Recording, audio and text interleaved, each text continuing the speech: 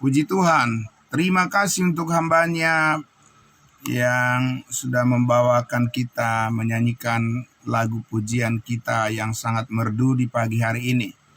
Mari kita tundukkan hati kita, mari kita berdoa, kita sambut firman Tuhan. Inilah kehidupan kami, ya Tuhan kami, Allah kami, Bapa yang kekal di dalam sorga.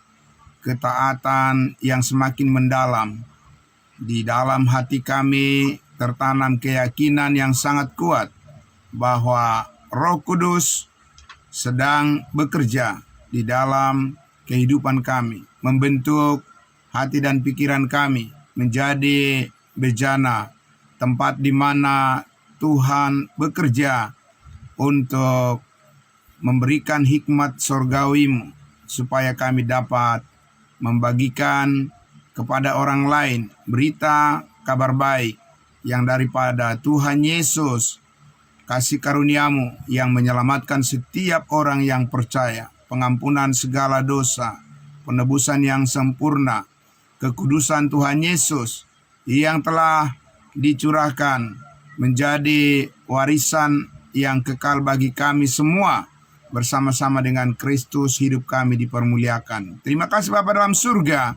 Pagi hari ini kami sudah bersama-sama di sini dalam pertemuan ibadah pagi kami melalui ibadah Zoom online kami. Kami bersyukur ya Tuhan Yesus, kami dapat melakukan ini semua semata-mata karena pertolongan, kemurahan hati, kebaikan Tuhan bagi kami semua. Di dalam nama Tuhan Yesus kami menyambut kebenaran firman-Mu. Haleluya, puji Tuhan. Amin. Amin. Bapak Ibu Saudaraku yang dikasihi Tuhan Yesus, selamat pagi untuk kita semuanya. Terima kasih saudaraku semuanya. Baik, kita akan lanjutkan lagi pembelajaran kita yang semakin mendalam dan semakin luas lagi saudara-saudaraku. Kita akan memahami kehendak Tuhan untuk kehidupan kita bersama sebagai tubuh Kristus. Saudara-saudaraku yang dikasihi Tuhan Yesus, ya kemarin kita sudah mendengarkan bersama-sama bahwa saatnya kita akan menangkap semua pesan-pesan daripada Tuhan Yesus ya tentang rahasia besar ya yang Tuhan bukakan bagi kita semua melalui firman kasih karunia-Nya. Dan saudaraku, ya pada pagi hari ini saya kembali mengajak kita semua untuk memahami dengan baik makna daripada salib Kristus Yesus, Tuhan kita, penebusan yang sempurna yang membawa kita kepada seluruh rencana Allah sebelum dunia dijadikan. Di dalam Kristus Yesus kita telah dirancangkan untuk memperoleh segala berkat rohani di dalam sorga. Amin, puji Tuhan. Nah saudaraku yang dikasihi Tuhan Yesus, jadi pagi hari ini ya Bapak Ibu Saudara perlu mengingat kembali bahwa berkat rohani di dalam sorga yang dikaruniakan dalam Kristus Yesus kepada kita saat ini, itu semuanya ya bertolak dari penolakan atau kegagalan daripada bangsa Israel menerima Yesus sebagai Mesias. Lalu sekarang kita menerima kelimpahan ya janji Tuhan ya atas pengorbanan Yesus di atas kayu salib yang telah menebus dan mengampuni segala dosa kita sekali untuk selama-lamanya. Nah Bapak Ibu Saudaraku, oleh karena itulah maka prosedur berkaitan dengan program Tuhan ini, saudaraku, kita akan lihat itu di dalam Alkitab ditegaskan oleh Tuhan, ya, supaya kita mengikuti program Tuhan, amin. Jadi kita bekerja berdasarkan program Tuhan saja, berdasarkan program dan rencana Tuhan saja, rancangan Tuhan, ya, yang ditetapkan bagi kita sebagai tubuh Kristus. Kita hidup, melayani, ya melakukan segala sesuatu dalam persekutuan kita. Saudara-saudara, kita mengikuti prosedur ya sesuai dengan program yang Tuhan tetapkan bagi kita sebagai tubuh Kristus. Sebagaimana kepada bangsa Israel, Tuhan juga ya menetapkan sebuah prosedur, ya urutan-urutan bagaimana supaya mereka dipenuhi oleh kehendak Tuhan. Jadi itu ada urutannya, ada prosedurnya Bapak Ibu Saudara. Dan kita perlu memahami supaya langkah-langkah pelayanan yang kita buat itu benar-benar memenuhi sasaran yang Tuhan kehendaki Bapak Ibu Saudara. Nah, saudaraku yang dikasihi Tuhan Yesus, ya oleh karena itu saudaraku, mari kita akan lihat bersama-sama ya bagaimana sebenarnya Tuhan akan memenuhkan rencananya yang semula kepada umatnya bangsa Israel dan apa-apa yang terjadi pada mereka. Lalu nanti kita akan bandingkan itu saudara-saudaraku bagaimana ya Tuhan sedang melakukan program kerjanya Tuhan. Ya, rancangannya Tuhan saat ini bekerja melalui tubuhnya, tubuh Kristus. Ini sangat penting kita pahami dengan baik. Jadi big picture-nya, ya konsep besarnya itu, gambaran besarnya itu harus kita dapat dulu Bapak Ibu Saudara ya. Harus kita dapatkan dulu gambaran besarnya. Jadi ibaratnya pemain di lapangan sepak bola, dia sudah tahu ukurannya. Ya bagaimana dia nanti dinilai offside, ya melakukan pelanggaran, ya sampai di mana dia menggiring bola dan kepada siapa dia harus menendang bola dan bagaimana supaya sampai menemukan sampai menendang bola ke gol mendapatkan gol dan mendapatkan nilai. Dan Bapak Ibu Saudaraku, kalau kita belum sampai memahami gambaran besarnya, frame daripada rancangan Tuhan di dalam pekerjaannya saat ini melalui tubuhnya, melalui tubuh Kristus, ya. Kalau seseorang belum menemukan itu, maka itu yang membuat permainan itu kadang offside, ya, atau mungkin sering offside, ya, walaupun gol, tetapi tidak dihitung sebagai satu nilai. Karena apa? Karena melakukan pelanggaran. Nah, Bapak Ibu Saudaraku, kita mau taat pada prosedur yang Tuhan telah tetapkan bagi kita, supaya kita bisa ya dengan penuh keyakinan bahwa pelayanan kita yang sedang kita jalankan ini itu memang di jalur kehendak Tuhan. Artinya bisa dipertanggungjawabkan. Amin. Nah, itu Bapak Ibu Saudara. Ya, kalau bisa dipertanggungjawabkan berarti kita percaya bahwa hasilnya pun ya sebagaimana yang Tuhan janjikan di dalam 1 Korintus pasal 3 bahwa kita akan menerima ya upah sebagai emas, perak, dan batu permata yang sangat bernilai di hadapan Tuhan. Mungkin manusia tidak terlalu menghargai itu, tapi ya tidak masalah Bapak Ibu Saudara, kita bukan bekerja untuk manusia dan bukan manusia yang menyelamatkan kita, bukan manusia yang mati menebus dan mengampuni dosa-dosa kita, tapi Tuhan Yesuslah yang telah mati berkorban dan nyawanya diserahkan untuk menebus hidup kita dari kesia-siaan supaya kita bisa maksimal ya saudaraku memperoleh kasih karunia Tuhan, segala berkat rohani di dalam sorga yang dijanjikan di Efesus pasal 1. Kita masih di ayat 3 ya Bapak Ibu Saudara. Dan ini sudah memasuki episode yang ke-21. Dan saya melihat bahwa dengan padatnya, ya dengan solidnya kebenaran yang kita pelajari dari kitab Efesus ini, ya mungkin kita bisa lebih dari 1 tahun akan mempelajari ini. secara perlahan-lahan karena kita memerlukan secara detail, Bapak Ibu Saudara, memahami kebenaran kasih karunia Allah ini tidak boleh setengah-setengah, ya.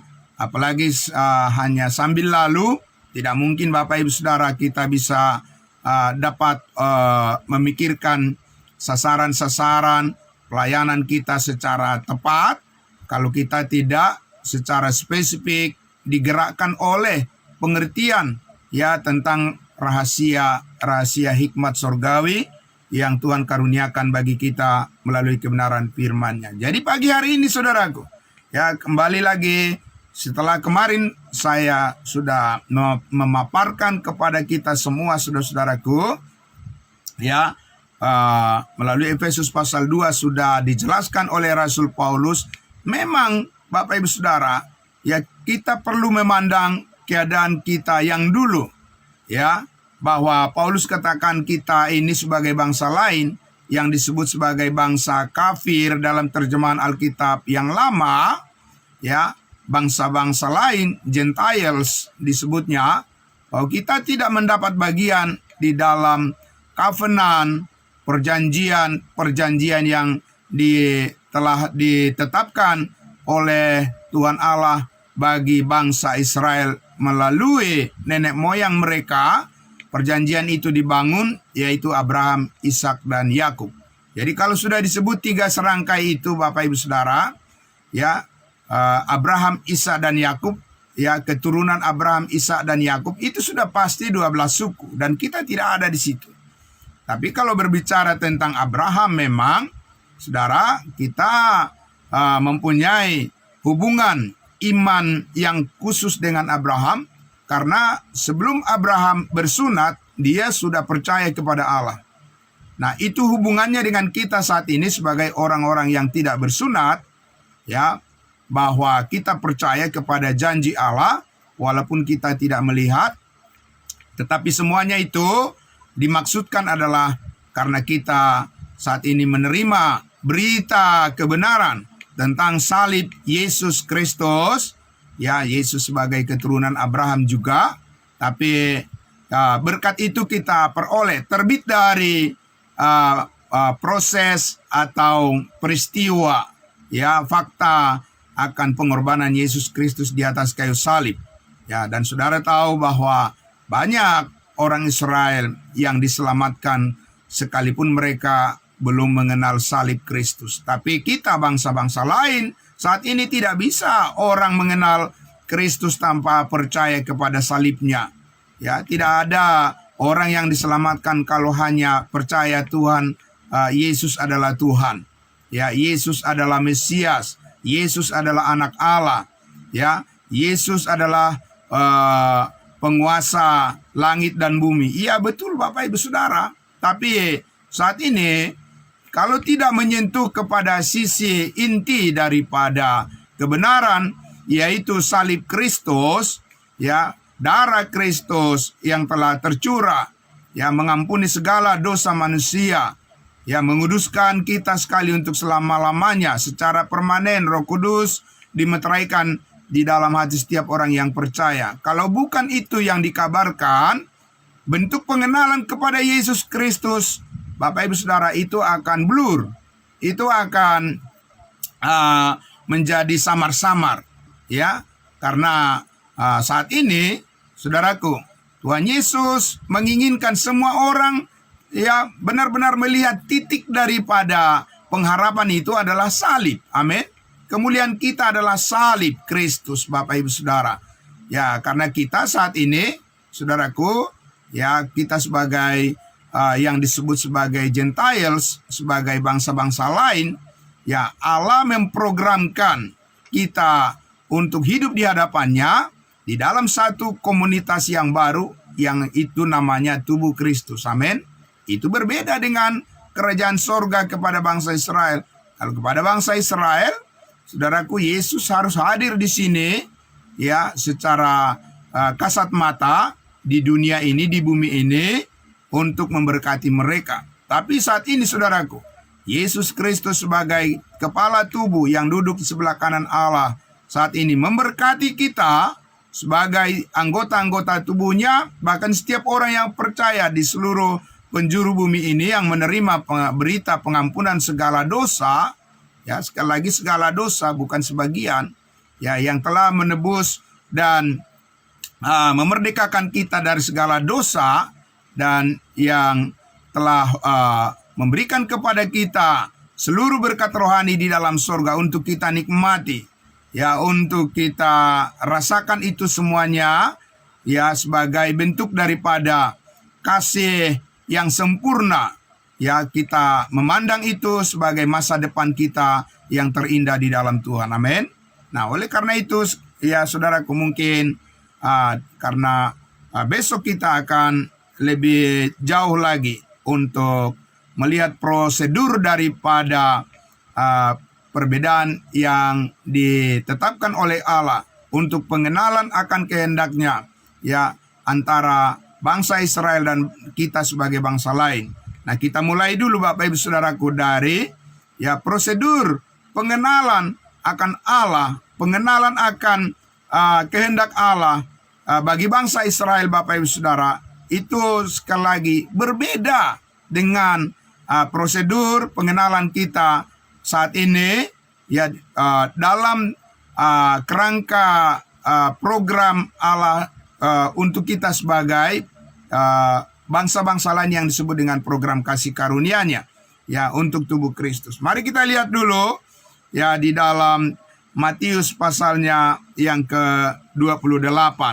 Nah, Bapak Ibu Saudaraku yang dikasihi Tuhan Yesus, ya renungkan dengan baik, dengarkan dengan baik, saudaraku, bagaimana saudara bisa mempertanggungjawabkan kesaksian saudara dan saya kepada orang lain, ya mengenai bagian-bagian dari ayat firman Tuhan ini yang dibagi dengan tepat, ya harus kita dapat mengambil makna yang sesungguhnya yang dimaksudkan oleh Tuhan Yesus, ya. Di Matius pasal 28, saudaraku, inilah prosedur ya pelayanan yang Tuhan maksudkan bagi bangsa Israel, bagi bangsa Yahudi, bangsa pilihannya. Kita lihat di ayatnya yang ke-19 saja. Langsung kita lihat di ayat 19 dan 20. Ya, saudara, dikatakan demikian. Karena itu, pergilah, jadikanlah semua bangsa muridku, dan baptislah mereka dalam nama Bapa dan Anak dan Roh Kudus. Jadi ini adalah prosedur pelayanan yang diberikan oleh Tuhan Yesus kepada siapa? Apakah Paulus ada di sini? Tidak ada Paulus di situ, Bapak Ibu Saudara. Ya, Paulus tidak mendengarkan perintah seperti itu kepadanya untuk disampaikan kepada bangsa-bangsa lain. Ya, nanti akan kita lihat itu ke depan, ya seperti apa persisnya ya yang Tuhan mau, langkah-langkah pelayanan yang dilakukan oleh Rasul Paulus, ya, dan yang menjadi contoh dan teladan bagi kita sebagai bangsa-bangsa lain.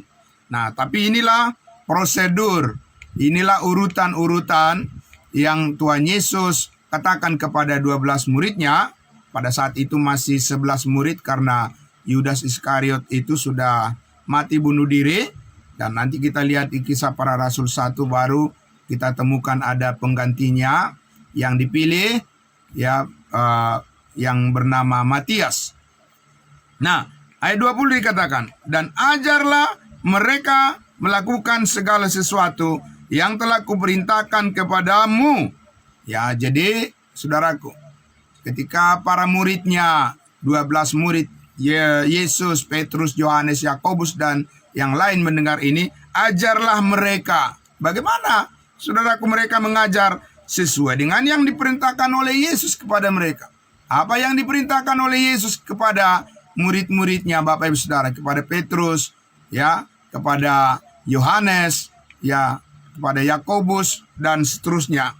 Apa yang diperintahkan oleh Tuhan Yesus itu bisa kita baca di Matius, Markus, Lukas, Yohanes, berkaitan dengan perintah-perintah Tuhan menurut hukum Taurat. Ya, itu yang diajarkan oleh Tuhan Yesus kepada mereka. Berkaitan dengan kerajaan sorga di bumi, pengharapan mereka di bumi, ya bagaimana kehendak Allah dijadikan melalui bangsa Israel. Mereka adalah orang-orang yang bersunat. Mereka adalah orang-orang yang diperintahkan oleh Tuhan Yesus hidup berdasarkan perintah-perintah hukum Taurat. Karena bangsa Israel itu, Bapak Ibu Saudara, tidak bisa lepas dari program hukum Taurat, saudara-saudaraku.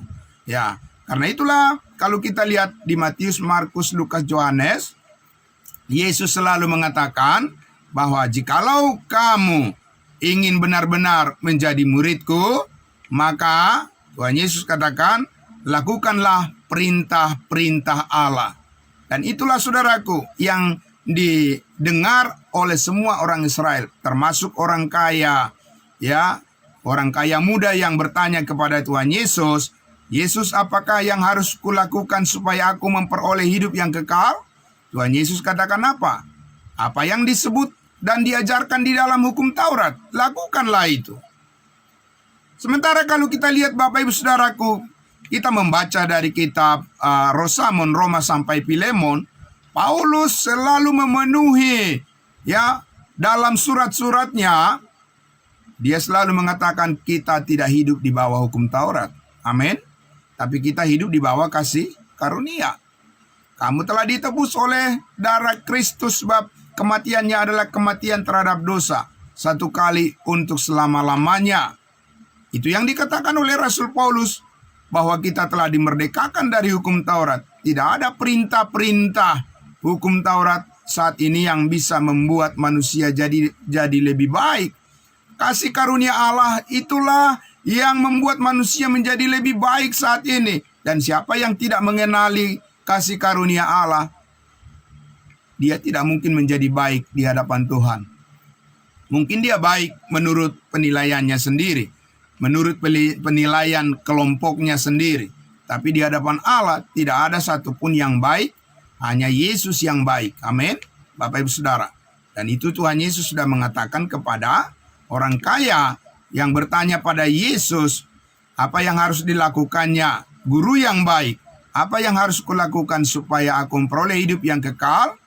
Yesus mengatakan, kenapa engkau katakan saya baik?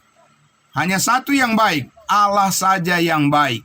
Nah, baik di situ Bapak Ibu Saudaraku adalah baik secara sempurna. Amin. Saudaraku, karena Yesus bukan hanya manusia, dia juga adalah Allah. Dan dia manusia yang sempurna, yang tidak berdosa, ya, dan dia juga Allah, ya, sehingga dia bangkit dari antara orang mati, membuktikan bahwa dia adalah Allah. Bukan hanya mati sebagai manusia, tetapi dia juga adalah Allah yang bangkit dari dan dibangkitkan dari antara orang mati. Bapak Ibu Saudaraku, maka kita melihat hanya di dalam diri Yesus Kristus sajalah kita bisa melihat kebaikan yang sempurna. Tidak ada kebaikan yang sempurna dalam diri manusia, siapapun dia.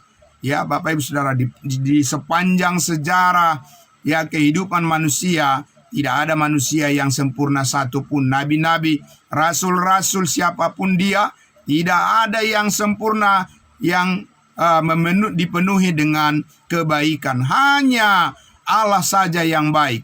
Karena itulah Yesus Kristus, karena dia bukan hanya manusia, dia adalah Allah. Maka hanya di dalam Yesus kita menemukan apa yang disebut dengan kebaikan itu. Dan saudaraku, sekarang ini kita sangat bersyukur kepada Tuhan karena kebaikan itu terbuka lebar, terbuka luas, tercurah kebaikan Allah kepada kita saat ini melalui pencurahan darah Yesus Kristus di atas kayu salib. Yesus berkata, sudah selesai. Amin.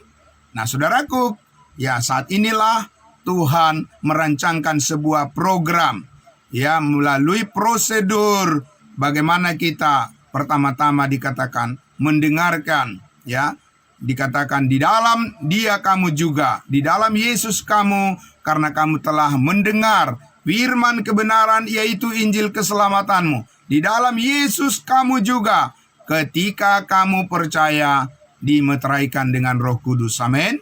Nah, saudaraku yang dikasihi Tuhan Yesus, oleh karena itu pada pagi hari ini, ya saudaraku, kita memulai bagaimana kita memahami prosedur, bagaimana kita sebagai bangsa-bangsa lain akan memperoleh gambaran yang lebih luas, yang lebih dalam, yang lebih tinggi, lebih panjang lagi, saudaraku, ya, mengenai rahasia-rahasia Kristus yang dibukakan melalui kebenaran firman-Nya, yang kebetulan saat ini kita sedang mempelajari itu semuanya melalui kitab Efesus. Amin. Jadi saudaraku, mari kita baca sekali lagi Efesus pasal 1 ayat 3 untuk memastikan apa yang kita sedang pelajari saat ini, ayat demi ayat dari kitab Efesus itu akan terus kita telusuri, Bapak Ibu Saudara. Kita lihat dulu di ayatnya yang ketiga, Efesus pasal 1 ayat 3. Terpujilah Allah dan Bapa Tuhan kita Yesus Kristus, yang dalam Kristus telah mengaruniakan kepada kita segala berkat rohani di dalam sorga. Amin. Saudaraku, inilah berkat yang terbaik, yang permanen, yang Tuhan karuniakan kepada kita. Dan bagaimana kita menemukan prosedur untuk menikmati segala berkat rohani di dalam Kristus Yesus ini, saudaraku, mari kita akan siapkan waktu dan siapkan hati kita untuk terus bersemangat untuk menyambut semua rahasia Tuhan akan dibukakan bagi kita, supaya saudaraku kita bisa melayani Tuhan Yesus dengan baik, melayani saudara-saudara seiman kita dengan lebih baik lagi, dan bagaimana kita mempersembahkan tubuh kita sebagai persembahan yang kudus dan yang berkenan kepada Allah adalah kita mutlak harus datang kepada pengetahuan akan kebenaran. Menghadirkan diri kita, setiap pagi saudara-saudaraku, kita dilatih untuk mendisiplinkan batin kita, amin. Mendisiplinkan pikiran kita, mendisiplinkan roh kita, dan juga tubuh kita untuk benar-benar menyatakan kepada Tuhan dan kepada semua orang bahwa yang kita percayai saat ini bukanlah sesuatu yang kosong. Yang kita percayai saat ini, kebenaran Allah adalah memang benar-benar ini merupakan kebenaran Allah yang murni dan yang dibutuhkan oleh semua orang, dan dimulai dari diri kita, Bapak Ibu Saudara, kita menunjukkan bahwa kerinduan kita kepada Tuhan, karena kita tahu kita sudah sangat dekat dengan Tuhan. Amin. Saudaraku, kita sangat dekat dengan Tuhan karena kita adalah anggota-anggota tubuhnya. Bahkan tidak ada yang dapat memisahkan kita dari kasih Allah, dari tubuh Kristus. Kita akan selalu bersama-sama, saudara-saudaraku, sampai selama-lamanya saudara dan saya bisa kita semua berkontribusi untuk saling menolong, saling menguatkan. Kita semua adalah anggota-anggota tubuh, ada tangan, ada kaki, ada mulut, telinga, dan sebagainya yang melekat pada tubuh itu untuk saling membangun, saling menopang, saling melengkapi. Amin. Tapi ingat saudaraku yang dikasihi Tuhan Yesus, kita memerlukan hikmat surgawi dari Tuhan untuk kita bisa memperlakukan hidup kita ini untuk bisa berfungsi di dalam tubuh Kristus secara maksimal. Amin. Mari kita berdoa. Bapa dalam surga, terima kasih di pagi hari yang indah ini Tuhan. Kami ingin dipenuhi oleh prosedur bagaimana cara Tuhan menggerakkan hidup kami yang baru ini berdasarkan iman kepada kasih karunia-Mu, berdasarkan kepercayaan kami yang kuat kepada setiap firman yang Tuhan bukakan sebagai rahasia untuk menyusun semua di dalam diri kami kehendak Allah untuk menguatkan tubuh itu supaya kami bisa melayani secara konsisten, melayani secara tulus, dan melayani secara baik di hadapan semua saudara-saudara kami. Kami mohon campur tangan Tuhan, Roh Kudus selalu memberikan hikmat kepada kami semua melalui kebenaran firman-Mu. Terima kasih Bapa dalam surga, diberkati semua saudara-saudara kami yang selalu rindu bangun di pagi hari seperti ini adalah merupakan kebiasaan yang harus kami pertahankan sampai Tuhan Yesus datang. Kami selalu didapati rindu di dalam memahami setiap kebenaran firman-Mu, karena itu adalah merupakan sumber kekuatan kami dan sumber ketaatan kami, dan merupakan sukacita dan damai sejahtera dalam hidup kami. Terima kasih Bapa dalam surga. Kami mengucap syukur untuk hari baru yang Tuhan berikan bagi kami. Kami akan melakukan segala tugas, pekerjaan, dan pelayanan kami. Kami percaya Tuhan mencukupkan segala apa yang kami butuhkan, supaya kami bisa tetap taat kepada kehendak-Mu, dan kami percaya berkat-Mu berlimpah dalam kehidupan kami, anak-anak-Mu. Terpujilah nama-Mu, di dalam nama Tuhan Yesus kami berdoa dan bersyukur. Puji Tuhan, amin. Puji Tuhan, salam kudus buat kita semuanya, saudaraku. Salam semuanya yang mengikuti live streaming. Ya, terima kasih semuanya. Selamat pagi untuk kita. Kembali dulu pada hambanya, Bapak Pendeta Bardosi. Selamat pagi. Tuhan memberkati. Ya, kita jumpa besok pagi lagi. Silakan Bapak Pendeta.